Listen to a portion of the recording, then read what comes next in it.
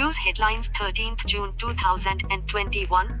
5 states, countries, Albania, Brazil, Gabon, Ghana and the United Arab Emirates, UAE, were elected by the 75th session of the United Nations General Assembly on 11th June 2021 to serve as non-permanent members of the United Nations Security Council for the 2022 to 2023 term.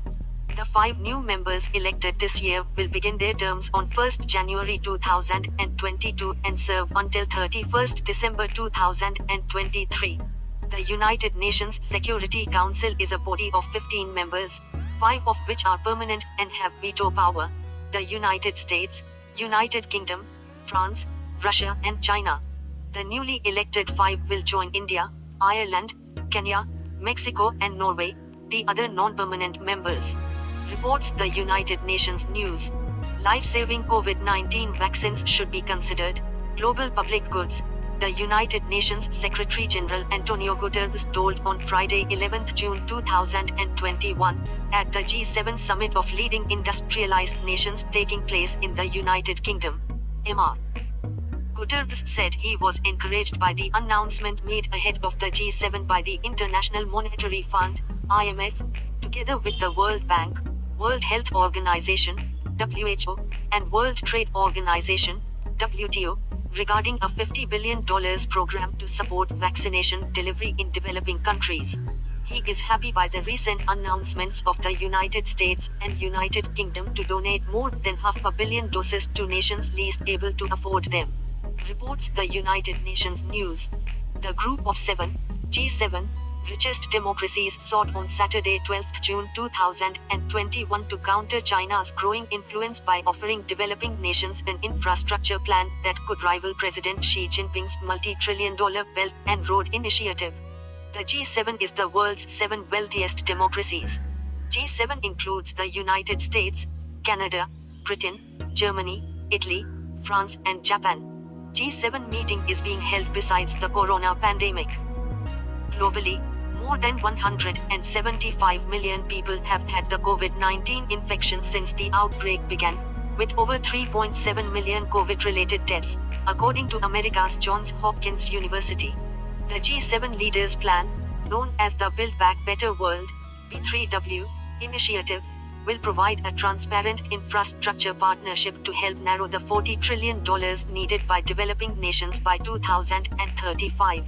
China's Belt and Road Initiative (BRI) scheme, which she launched in 2013, involved development and investment initiatives that would stretch from Asia to Europe and beyond. More than 100 countries have signed agreements with China to cooperate in BRI projects like railways, ports, highways and other infrastructure. China in 1979 had an economy that was smaller than Italy's. But after opening to foreign investment and introducing market reforms, it has become the world's second largest economy and is a global leader in a range of new technologies. Reports the BBC and the Reuters. Israeli Prime Minister Benjamin Netanyahu's 12-year hold on power is likely to end on Sunday 13th June 2021 today, when Parliament votes on a new government, ushering in an administration that has pledged to heal a nation bitterly divided over the departure of the country's longest-serving leader. Reports the Reuters. According to the Union Health Ministry, India reported 80,834 new COVID cases, 132,062 patient discharges, 3,303 deaths in last 24 hours. The daily positivity rate is at 4.25%, less than 10% for 20 consecutive days. The recovery rate increases to 95.26% in the last 24 hours. With 80,834 new COVID-19 cases, India reported its lowest daily case in the last 71 days, says Union Health Ministry. More than 3 lakh people have succumbed to the coronavirus pandemic in India. On April 28 this year, India recorded more than 3,000 deaths in a day and reached the 4,000 mark on May 8. Tamil Nadu contributed more than 15,000 new cases, while Kerala had close to 14,000 cases. The vaccination tally crosses 25 crore mark in India. Reports the Times of India, the Indian Express and the New Indian Express. GST rates cut for COVID essentials, full waiver for key medicines. The GST rate for COVID-related medicine tocilizumab and the formulation for black fungus treatment, amphotericin B, was reduced to nil from 5%, while that for pulse oximeters was reduced from 12% to 5%. For hand sanitizers, the tax was brought down from 18% to 5%, and for COVID testing kits from 12% to 5%. However, the Goods and Services Tax, GST, Council kept the rate for vaccines unchanged at 5%. Reports the Indian Express. One Earth, One Health, Prime Minister's video conferencing message to G7 leaders amid pandemic. Over 2 lakh people died in India of COVID between January and May, during which the country faced an unprecedented crisis of resource shortage.